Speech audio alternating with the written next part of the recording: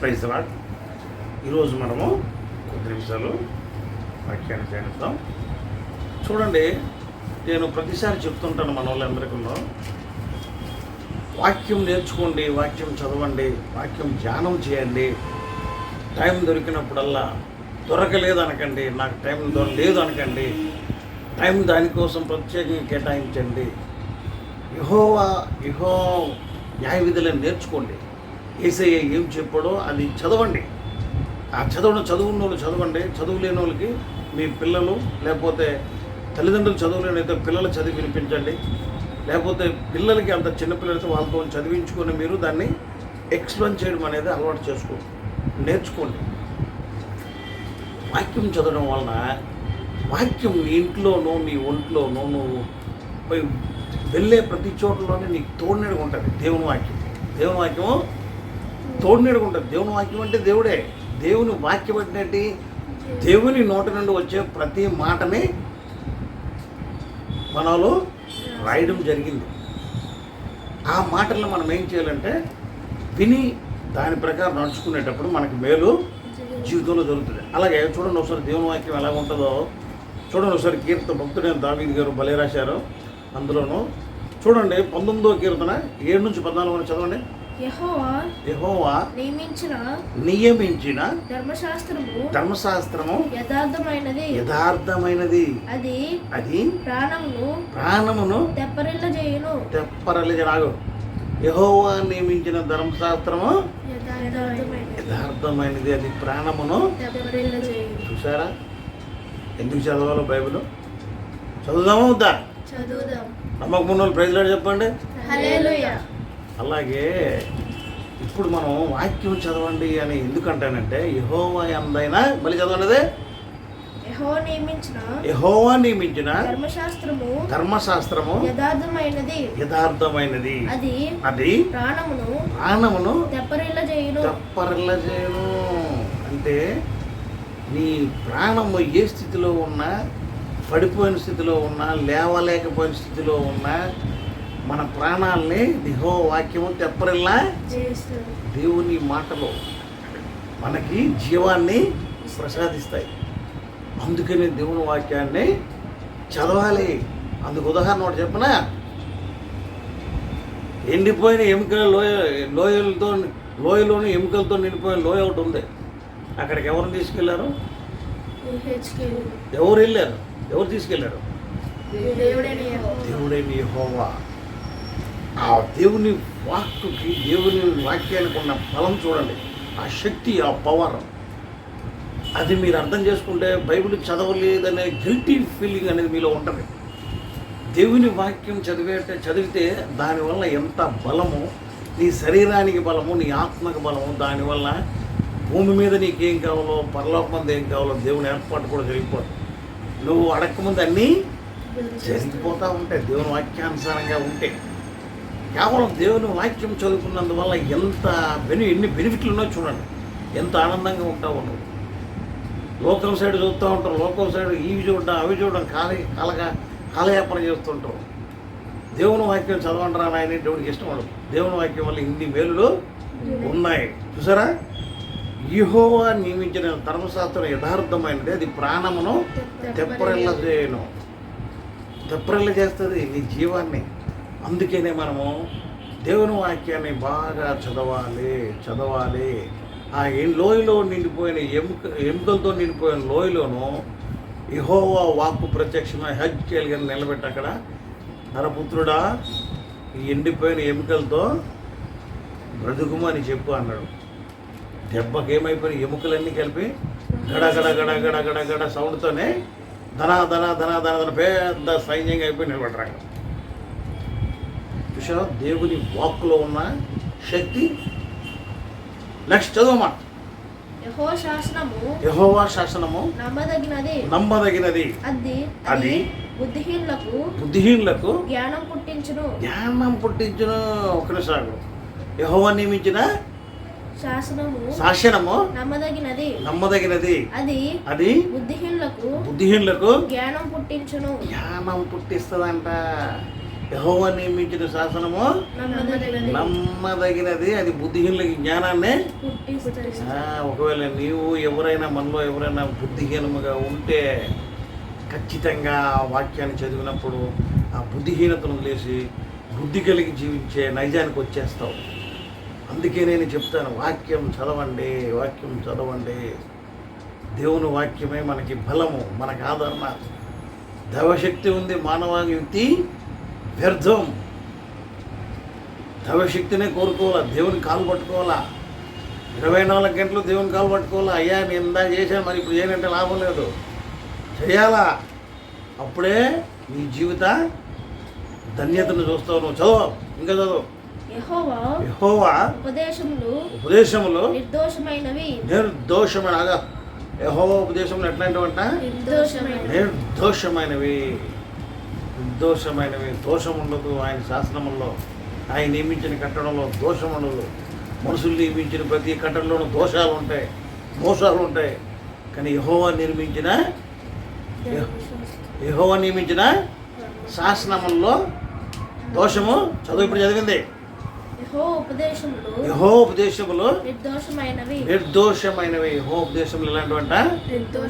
అందుకనే వాటిని చదవాలి. నెక్స్ట్ చదువు.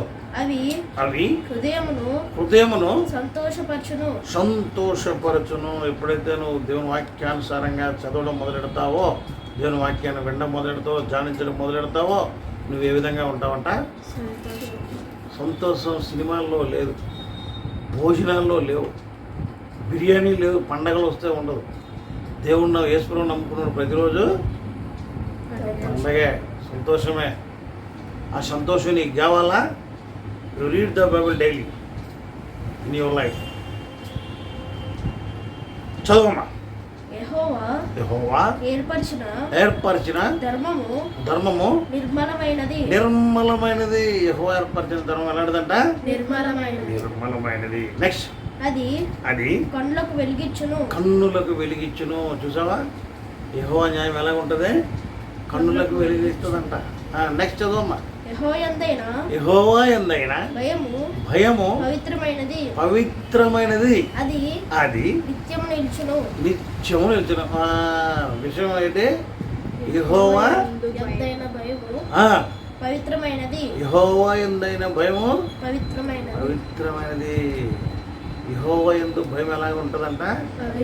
ఆ భయమే నిన్ను పవిత్రునిగా చేస్తుందంట. దాని అర్థం అది.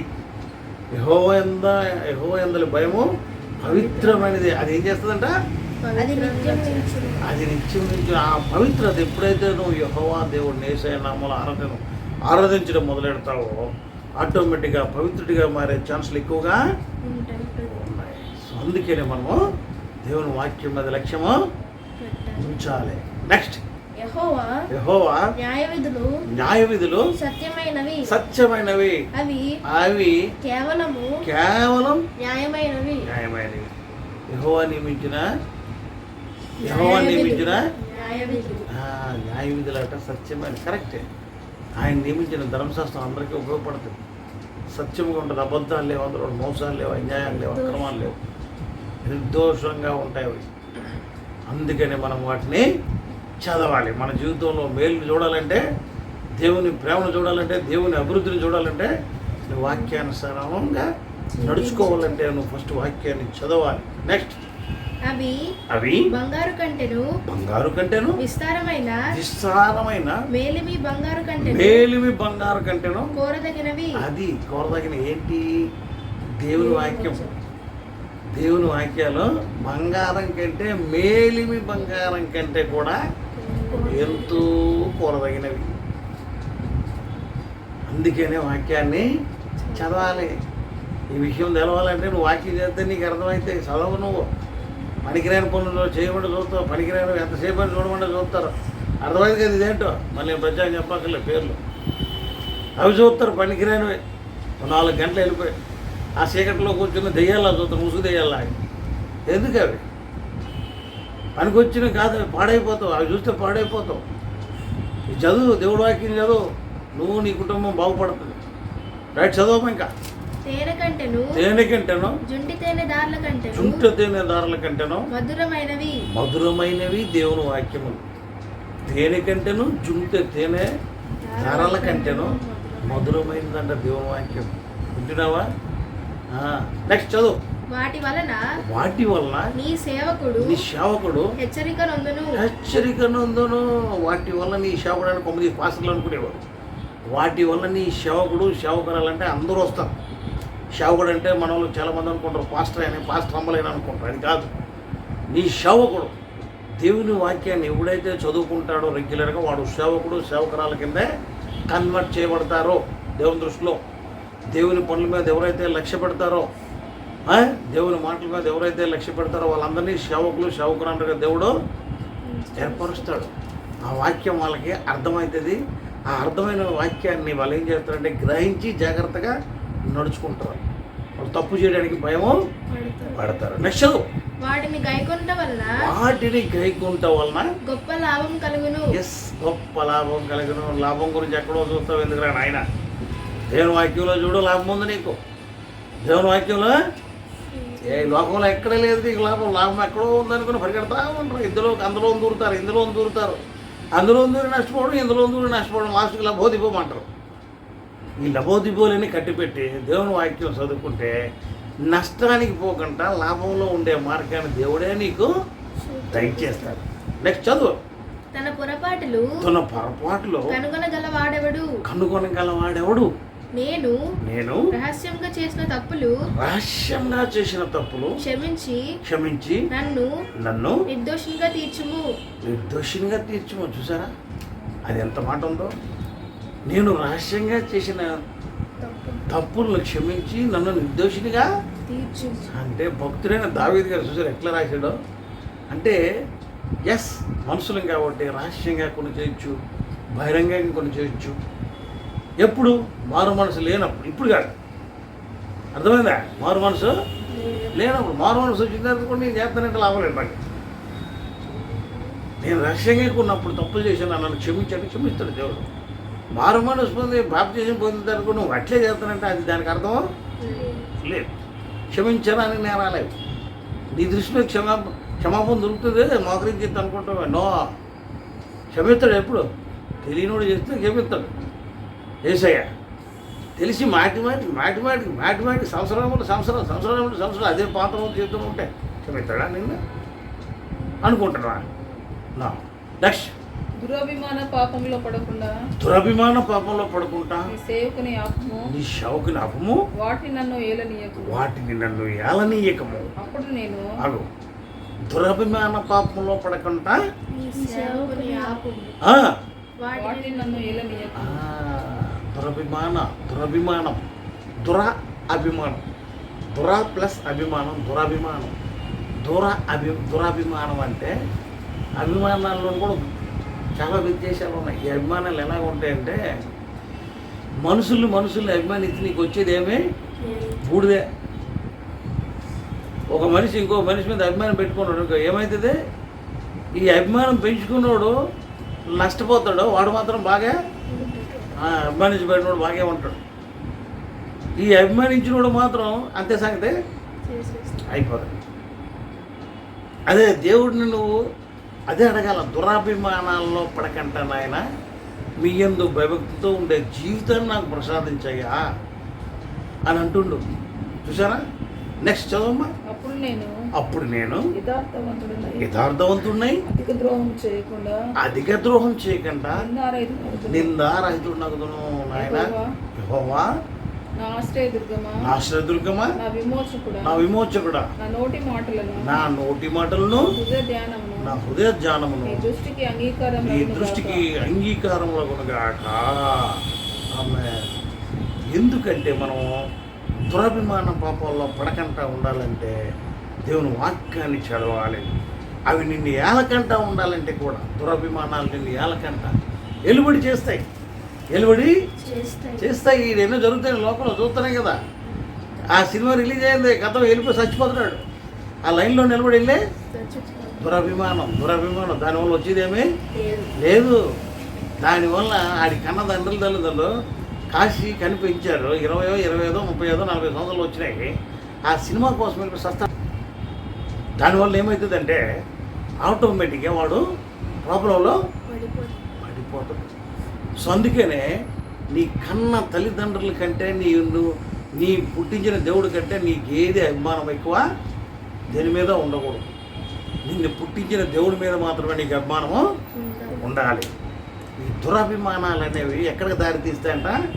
నరకానికి దారి తీస్తాయి. అట్టి వేటి సైడ్కి మనం వెళ్తే అవి మనల్ని ఏలుతాయి. వాటిని ఏలనివ్వకుండా చేయాలంటే ఫస్ట్ నువ్వు అలాంటి దానికి కమిట్ అవ్వకూడదు. ఎప్పుడు కూడా యెహోవా నా ఆశ్రమ, నువ్వే నా కాపరివి, మీరే నా రక్షకుడు అనుకోని ఉంటే యేసయ్య నామములో తండ్రి అయిన దేవుడు మనల్ని ఎప్పుడు స్థిరపరచడానికి రెడీగా ఉంటాడు. కాబట్టి అట్టి విధమైన దేవుని యొక్క ప్రవక్తులు కలిగి నిరంతరము జీవించాలని యేసయ్య నామములో మన వాళ్ళందరికీ నేను తెలియజేసుకుంటున్నాను. ఆమేన్. ఆమేన్.